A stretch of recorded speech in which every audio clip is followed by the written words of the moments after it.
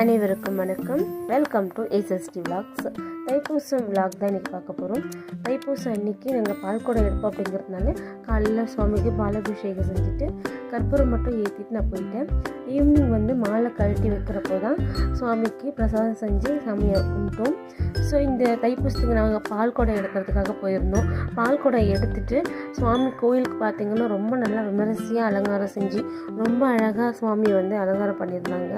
So சாமியெல்லாம் பார்த்துட்டு நாங்கள் ஈவினிங் பௌர்ணமி அப்படிங்கிறதுனால திருக்கழுக்குன்றம்க்கு கிரிவலகம் போகலாம் அப்படின்னு சொல்லிட்டு கிளம்பி போயிருந்தோம். அங்கே சங்கு தீர்த்த குளம் ரொம்பவே ஃபேமஸான குளம். அந்த குளம்ல பார்த்தீங்கன்னா சிவனுக்கு தெப்பல் திருவிழா நடந்துட்டு இருந்தது. அதையும் பார்த்துட்டு அந்த நாள் ரொம்ப மனநிறைவாக போச்சு.